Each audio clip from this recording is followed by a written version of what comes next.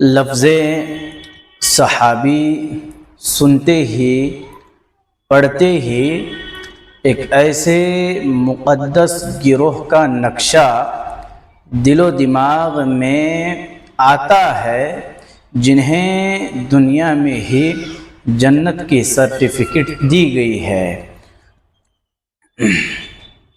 یہی وہ مقدس گروہ ہے، جماعت ہے، جن کے فضائل، مناقب، جن کے محاسن، جن کے مدارج و مناصب، جن کی عظمتوں کے تذکرے قرآن مجید کے پورے 30 پاروں میں کسی نہ کسی صورت میں موجود ہے۔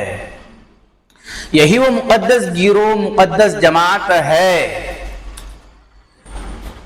جن کے بارے میں رب العالمین نے سورہ توبہ آیت نمبر 112 کے اندر کہا، التائبون العابدون الحامدون السائحون الراکعون الساجدون الآمرون بالمعروف والناہون عن المنکر اور الحافظون لحدود اللہ جیسے القاب سے ملقب کر کے رب العالمین نے اس گروہ کو، جماعت کو معزز و مکرم بنایا ہے۔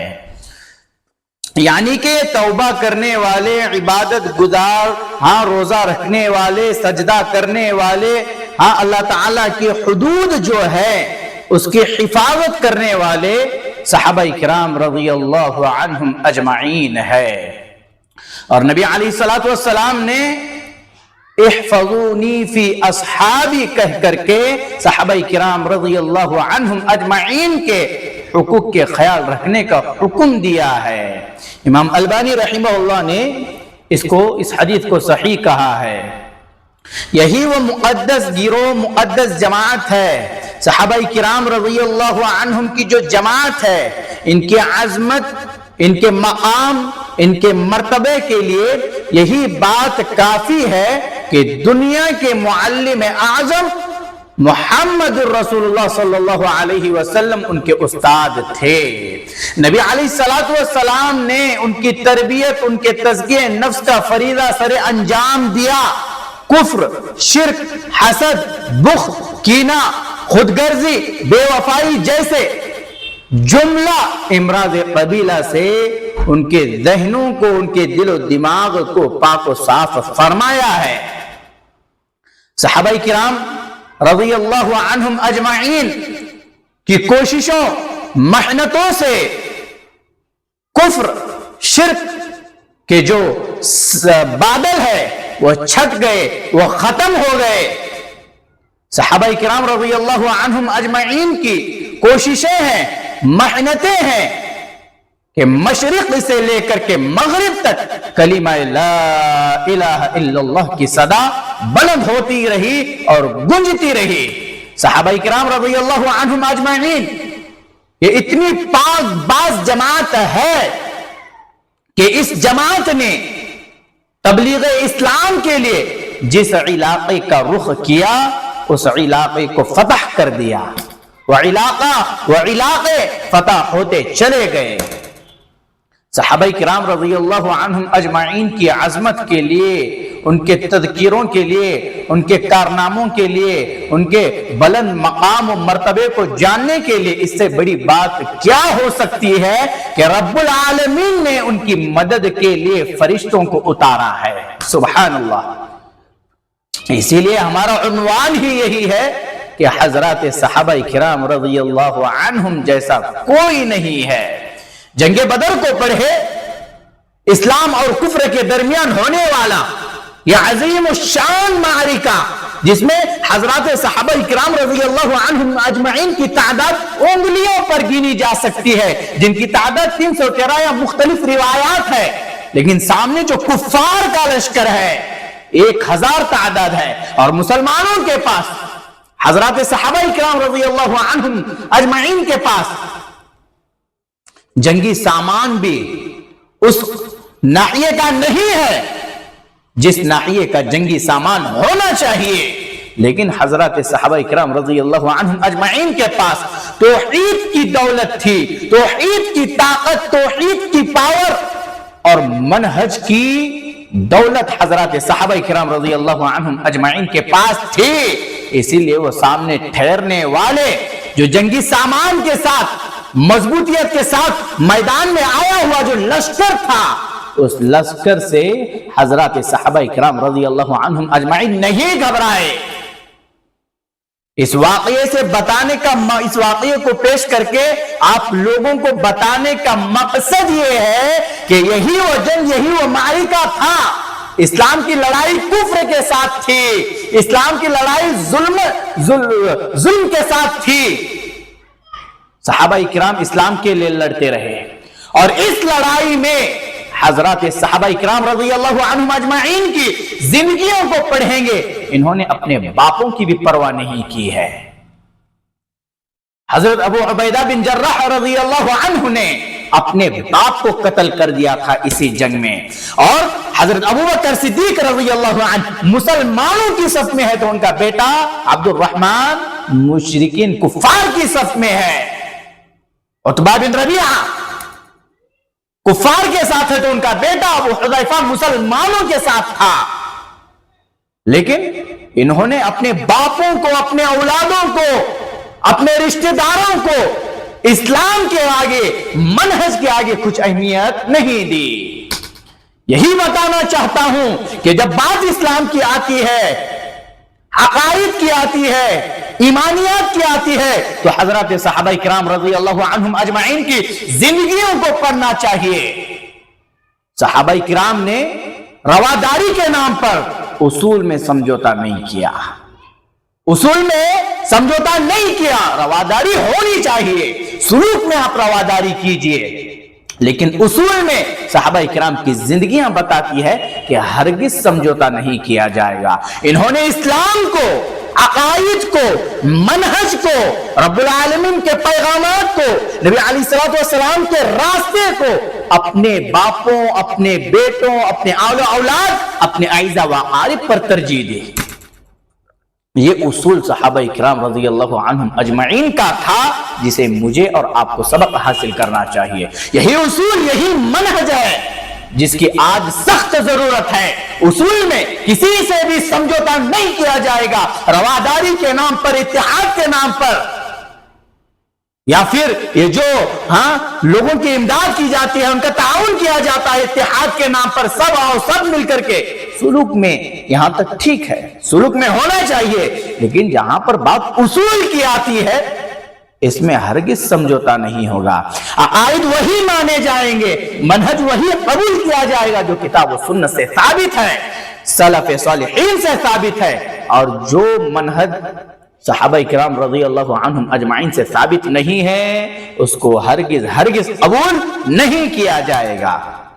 सुलूक में देखिए, सहाबा किराम रज़ी अल्लाहु अन्हुम अजमाइन को रब का कुरान वयुसिरून अला अनफुसिहिम वलौ कान बिहिम खसासा की सिफत से मुत्तसिफ करता है कि सहाबा किराम रज़ी अल्लाहु अन्हुम अजमाइन सुलूक के मामलात में दूसरों को अपने ऊपर तरजीह देते थे। जहां बात अकायद का आएगा तो अपने बाप की भी नहीं मानी जाएगी, अपने बेटे की भी नहीं मानी जाएगी, अपने रिश्तेदारों की भी नहीं मानी जाएगी। इसीलिए तो हजरत अबू उबैदा बिन जर्राह रज़ी अल्लाहु अन्हु ने अपने बाप को कत्ल कर दिया था, लेकिन यहां पर मनहज के नाम पर, रवादारी के नाम पर क्या खुश नहीं हो रहा है।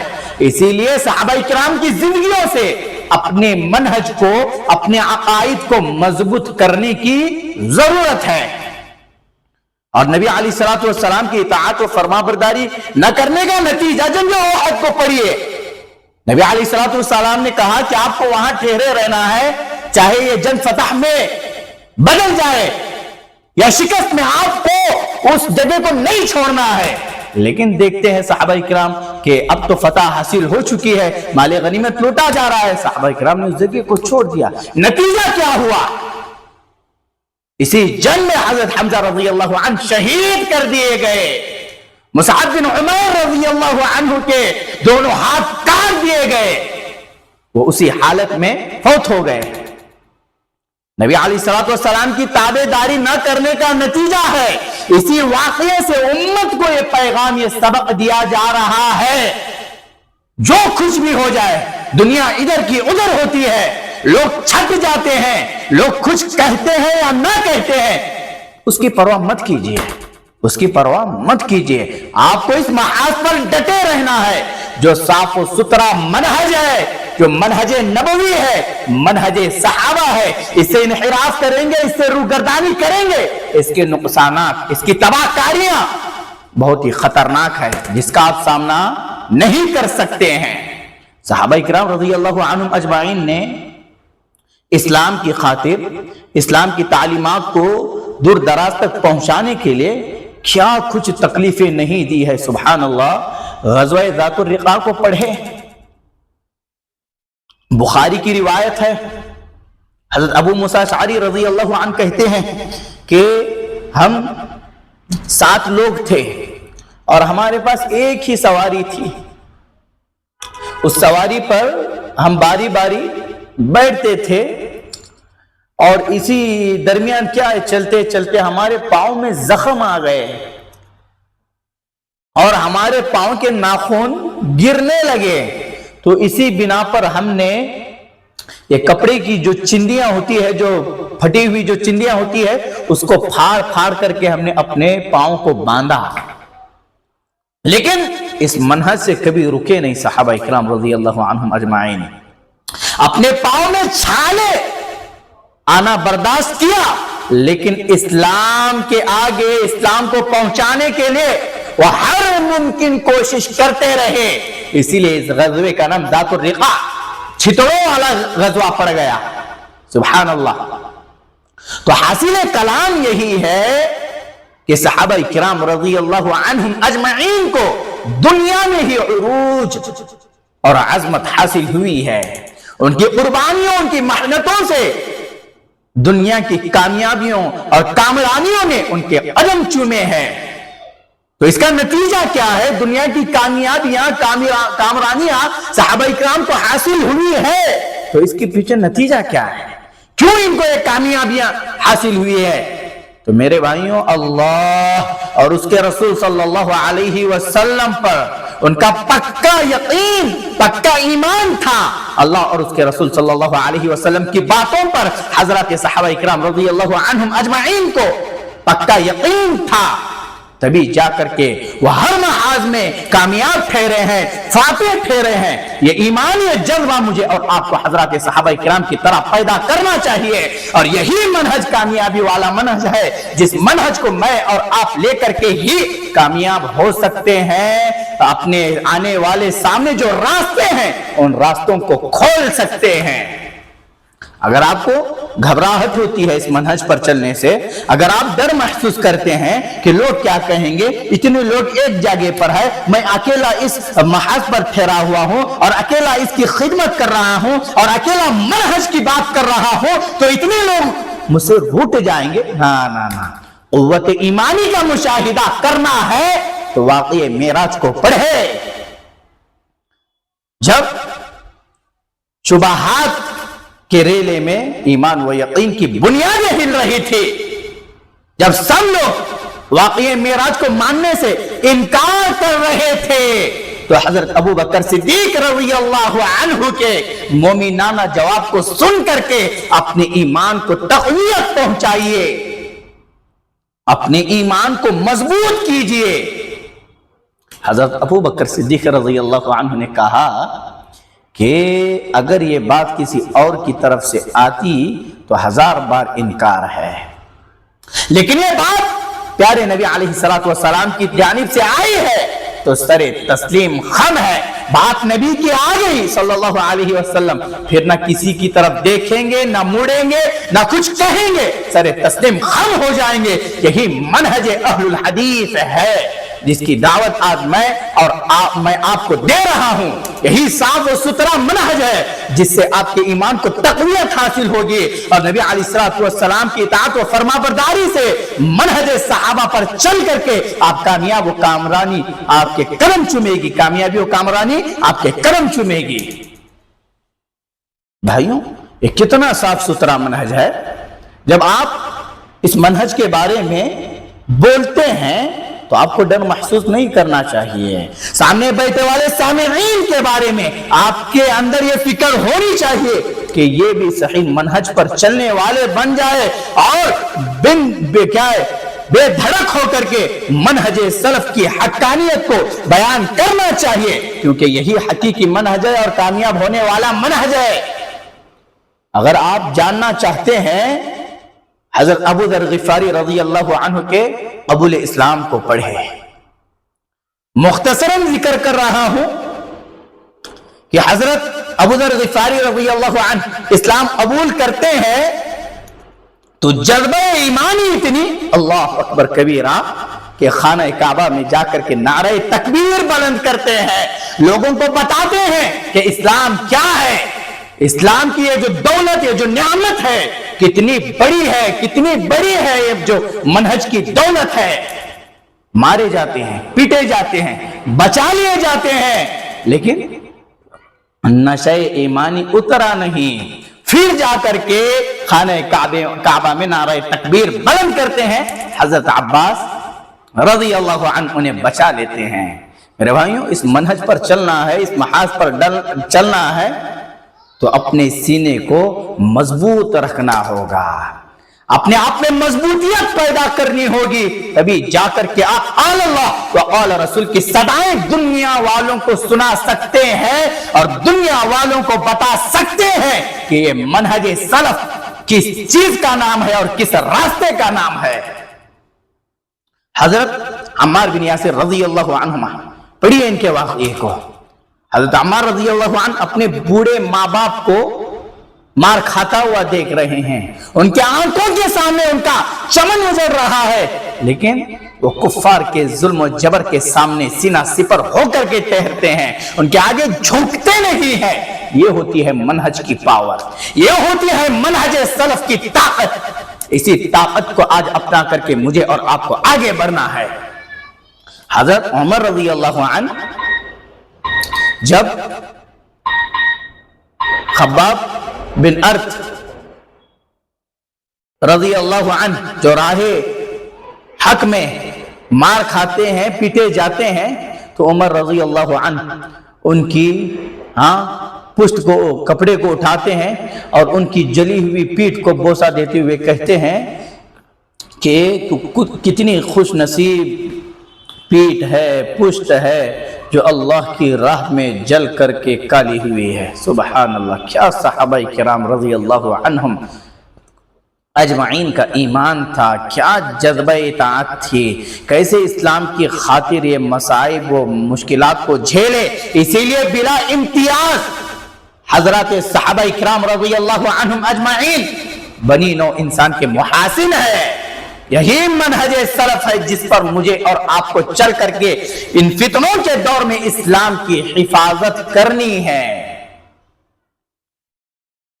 صحابہ کرام رضی اللہ عنہم کی اجمعین کی عظمتوں، کارناموں، خدمات سے دفتر کے دفتر بھرے پڑے ہیں. یہ کبھی نہ ختم ہونے والی ہستیاں ہیں، لیکن ان کی چند لغزشوں کو لے کر کے آج کے چند سر پھرے ان کے کردار کشی کر رہے ہیں، ان پر الزام تراشی کر رہے ہیں.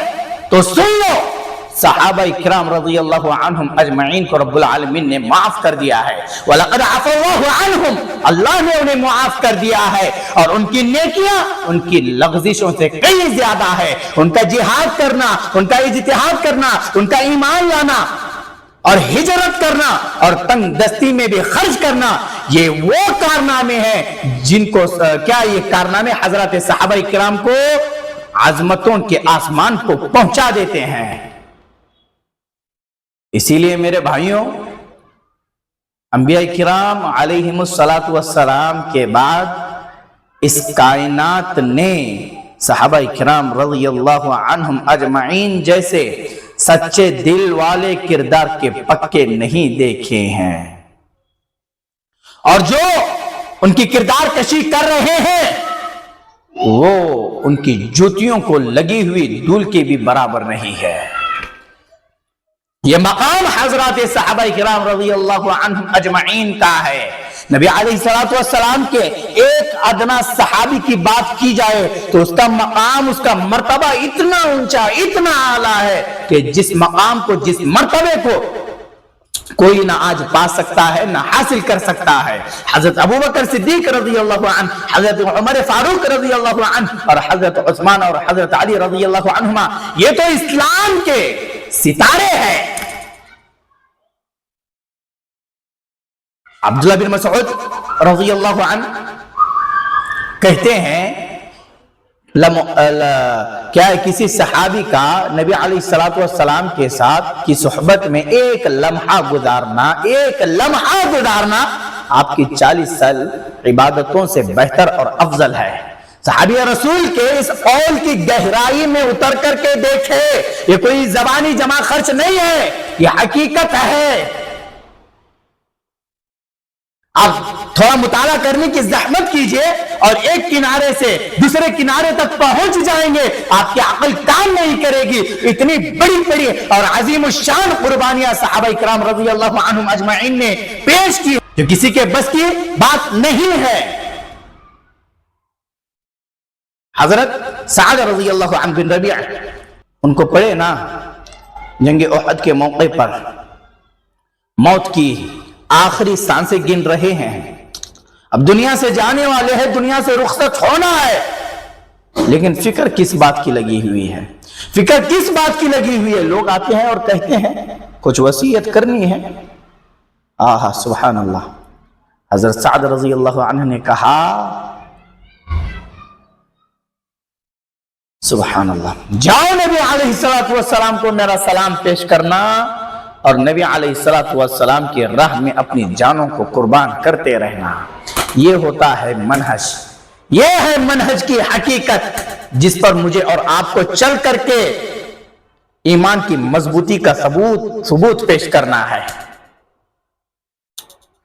بھائیوں، تبھی تو جا کر کے رب العالمین نے حضرات صحابہ کرام رضی اللہ عنہم اجمعین کے بارے میں کہا وَأُولَئِكَ هُمُ الْمُفْلِحُونَ، یہ کامیاب ہونے والے لوگ ہیں۔ وَأُولَئِكَ هُمُ الْمُتَّقُونَ، ان کو متقی کہا گیا ہے۔ وَأُولَئِكَ هُمُ الْمُؤْمِنُونَ حَقًّا، اور حقیقی مومن حضرات صحابہ کرام رضی اللہ عنہم اجمعین کو کہا گیا ہے۔ کیوں؟ کیونکہ انہوں نے راہ حق میں اپنی جانوں کو قربان کیا، اپنے بچوں کو یتیم کروایا اور اپنی بیویوں کو بیوہ کروایا۔